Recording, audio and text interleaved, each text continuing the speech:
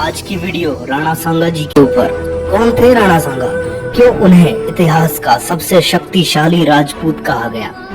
12 अप्रैल सन 1482 चित्तौड़गढ़ राजस्थान में एक ऐसे शेर ने जन्म लिया जिसने अपने शौर्य और दृढ़ संकल्प से ये साबित कर दिखाया कि रेत की नाव लेकर समुद्र से शर्त कैसे लगाई जाती है। महाराणा सांगा उसी मिट्टी के सपूत थे जिससे महाराणा प्रताप जन्मे थे। संग्राम सिंह 1508 में मेवाड़ के राजा बने। ये वक्त था जब दिल्ली पर लोधी वंश का शासन था। राणा सांगा के नाम अनुरूप उनका जीवन काल भी संग्रामों से भरा रहा। स्वर्णिम इतिहास में भारत के एक ऐसा वंश अनुक्रम था। संग्राम सिंह जी के कुल में कुछ ऐसा परम पराक्रम था जिसने दहकते युद्धों का एक रक्त सिद्ध जो यज्ञ किया, निज पर्वत सी काया का अंग अंग जिसमें होम किया। कभी वैद्र नेत्र, कभी अजगर भुज से मातृभूमि का कर्ज दिया, जो काट दिया हर अरिमस्तक और रण भैरव को प्रसन्न किया। अश्व हो जाते आकाशचारी, हाथी ऐरावत हो जाता था।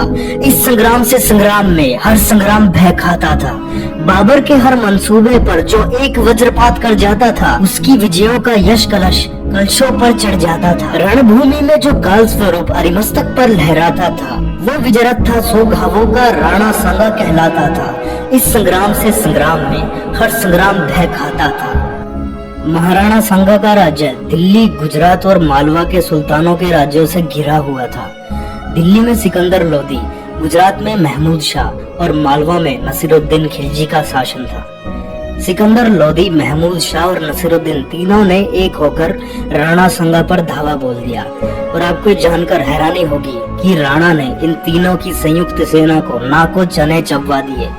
Battle of Khatauli.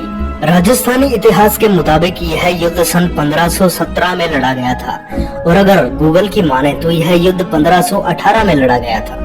अपने पिता सिकंदर लोदी के गुजर जाने के बाद इब्राहिम लोदी दिल्ली का सुल्तान बना।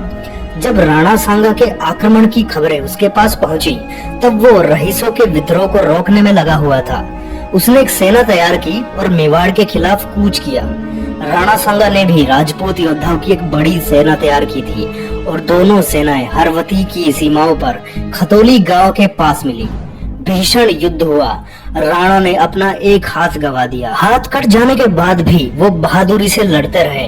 इतने में ही एक तीर उनके घुटने पर आकर लगी और राणा सांगा ने सदैव के लिए अपना एक पैर भी गंवा दिया। लेकिन जैसा कि मैंने आपको वीडियो की शुरुआत में बताया था, राणा सांगा दृढ़ संकल्प वाले महानुभव थे। उनका हौसला तोड़ पाना किसी के बस की बात नहीं थी।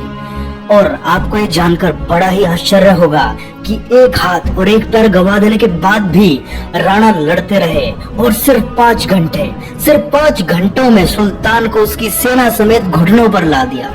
तो कितने महान रहे होंगे महाराणा सांगा।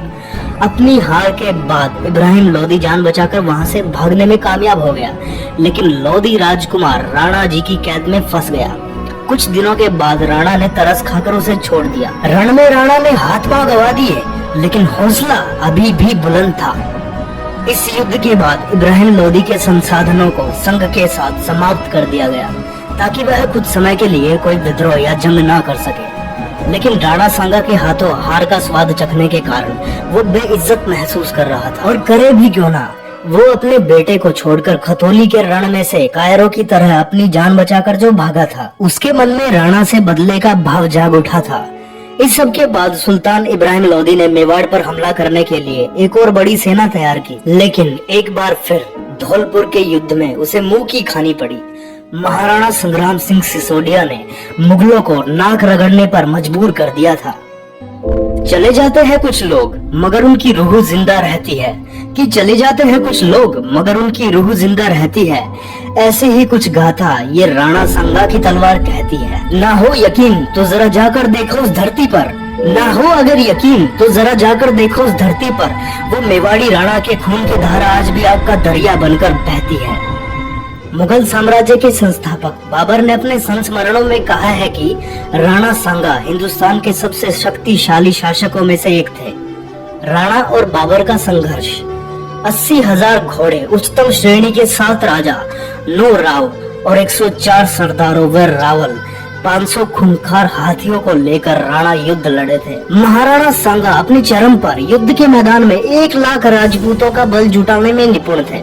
यह संख्या एक स्वतंत्र हिंदू राजा के लिए महत्वपूर्ण थी, क्योंकि इसमें किसान, चरवाहा व ग्वालों को शामिल नहीं किया गया था। मालवा, गुजरात और लोधी सल्तनत की संयुक्त सेनाओं को पछाड़ने के बाद संग्राम सिंह ने मुगलों पर जीत हासिल की और वह उत्तर भारत के सबसे शक्तिशाली राजा बन गए। इन्होंने 100 जंग लड़ी, हर जंग जीती। महाराणा ने गुजरात के सुल्तान मुजफ्फर को लड़ाई में ईडर, अहमदनगर और बिसलनगर में परास्त कर अपने अपमान का बदला लिया और ईडर की भागदौड़ सामंत राय और राठौड़ को सौंप दी। अहमदनगर के जागीरदार निजामुल मुल्क ईडर से भागकर अहमदनगर के किले में जाकर दुबक गया और सुल्तान के आने की प्रतीक्षा करने लगा, जिसके बाद महाराणा सांगा ने पूरे अहमदनगर को ही घेर लिया, जिनसे डर के मारे मुगलों ने किले के सभी दरवाजे बंद कर लिए। इस युद्ध में सरदार डूंगर सिंह चौहान के पुत्र कान्हा सिंह ने बड़ी वीरता दिखाई। किले के लोहे के दरवाजों पर लगे पैने भालों के कारण जब हाथी दरवाजे तोड़ने में नाकामयाब रहे, तब वीर कान्हा सिंह ने भालों के आगे खड़े होकर महावत को कहा कि हाथी को मेरे बदन पर झोंक दो। कान्हा सिंह पर हाथी ने वार किया, जिससे उनका शरीर भालों से छिन्न भिन्न हो गया और उसी क्षण उनकी मृत्यु हो गई, लेकिन दरवाजा टूट गया। इससे मेवाड़ी सेना में जोश बढ़ा और वो नंगी तलवारें लेकर किले में घुस गए और समस्त मुगल सेना को काट डाला। राणा सांगा के शरीर पर छोटे बड़े 80 घाव थे, ना एक हाथ था ना एक पैर, और एक आंख बचपन में भाइयों के साथ लड़ाई में गंवा दी थी। इतना सब कुछ खो देने के बाद भी उन्होंने कभी हार नहीं मानी और एक टांग, एक हाथ, एक आंख के बल पर 100 युद्ध विजय किए। बड़ा ही वीर, धीर और गंभीर था वो, 100 युद्धों का विजेता था वो, भारत की मेवाड़ी माटी का अखंड सम्राट था वो। नाम इरो इतिहास भी सोने सु घंगवाया हो, इंडी शान न कदे फिरंगी भी छू ना पाया हो।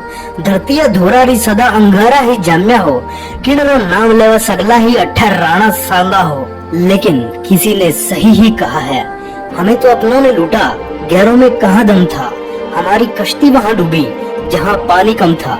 30 जनवरी 1528 की वो दुखद घटना, वो महाराणा संग्राम सिंह, जिन्होंने अपने शौर्य के बलबूते सभी हिंदू राजाओं को एक छत्र के नीचे ला दिया था, उसी महानायक मेवाड़ी सांगा को उनके अपने विश्वास पात्र सरदार ने जहर देकर मारा था।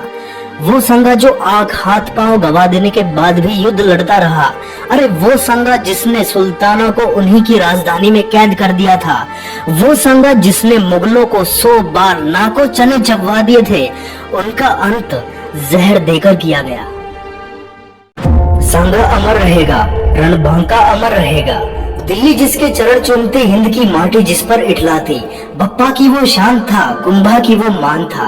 वो राणा अमर रहेगा, वो सांगा अमर रहेगा, रणबांका अमर रहेगा।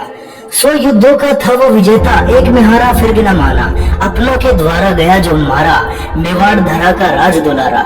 हिंद धरा का था वो पुजारा, वो राणा अमर रहेगा, वो सांगा अमर रहेगा, रणबांका अमर रहेगा।